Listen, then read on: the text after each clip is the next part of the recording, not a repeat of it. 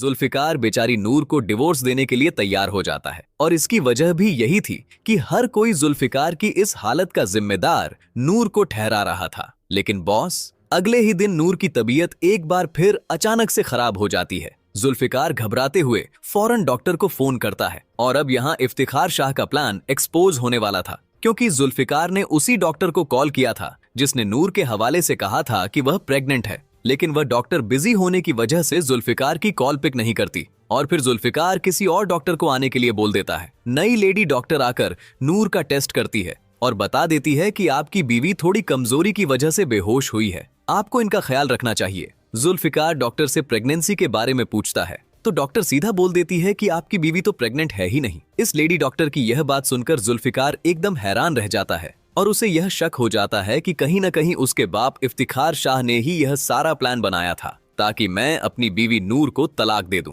वह फौरन गुस्से में उस डॉक्टर के पास पहुंचता है जिसने जुल्फिकार को झूठ बोला था नूर की प्रेगनेंसी के हवाले से। यहाँ जुल्फिकार जबरदस्ती उस डॉक्टर से सच बुलवा लेता है और डॉक्टर डर कर इकरार कर लेती है कि मैंने आपके डैड इफ्तिखार शाह के कहने पर ही यह सब किया था। यह सुनते ही जुल्फिकार का खून खौल उठता है। वह फौरन अपने पुलिस ऑफिसर दोस्त को कॉल करता है और उस लेडी डॉक्टर को अरेस्ट करने के लिए कह देता है फेक प्रेगनेंसी रिपोर्ट्स बनाने के जुर्म में। लेडी डॉक्टर खुद को बचाने के लिए जुल्फिकार से माफी मांगती है। तब जुल्फिकार कहता है कि मैं तुम्हें एक ही शर्त पर माफ करूंगा, अगर तुम सीधा मेरे साथ चलो और मेरे बाप इफ्तिखार शाह के खिलाफ गवाही दो। लेडी डॉक्टर मजबूरन जुल्फिकार के साथ उसके घर चली जाती है। वहां जाकर वह सीधा इफ्तिखार शाह की तरफ फिंगर पॉइंट करते हुए बोल देती है कि इन्होंने ही मुझे पैसे दिए थे नूर की फेक प्रेगनेंसी रिपोर्ट बनाने के लिए, जबकि नूर प्रेग्नेंट है ही नहीं। यहाँ इस घटिया इफ्तिखार शाह का पूरा भांडा फूट जाता है। ये देख जुल्फिकार गुस्से में इफ्तिखार शाह के पास जाकर कहता है मुझे पहले दिन से ही मालूम था कि आप नूर को पसंद नहीं करते,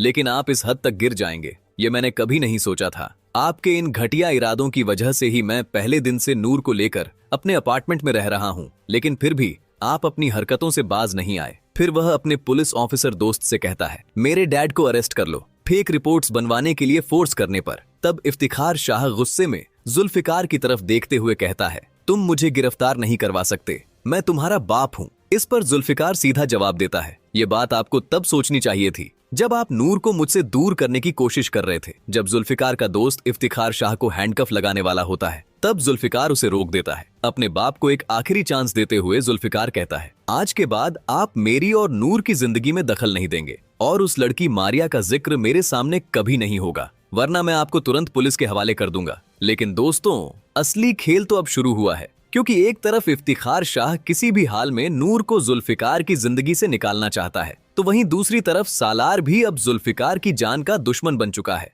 क्योंकि नूर की वजह से अब सालार और अरुशमा के रिश्ते के बीच भी दरार पड़ चुकी है। अब सवाल यह है, क्या इफ्तिखार शाह इतनी आसानी से अपने घटिया इरादों से बाज आ जाएगा? क्या वह नूर को जुल्फिकार के साथ खुशी खुशी जिंदगी गुजारने देगा, या फिर दोबारा इन दोनों को अलग करने के लिए कोई नया प्लान बनाएगा? और क्या अब सालार भी इफ्तिखार शाह से हाथ मिला लेगा नूर से अपना बदला लेने के लिए? दोस्तों, ये सिर्फ हमारी प्रेडिक्शन है, गलत भी हो सकती है, जो सिर्फ एंटरटेनमेंट पर्पस के लिए बनाई गई है। पर आपको क्या लगता है, क्या सच में ऐसा होगा? कमेंट करके जरूर बताएं और वीडियो पसंद आए तो लाइक करें और चैनल को सब्सक्राइब करना ना भूलें।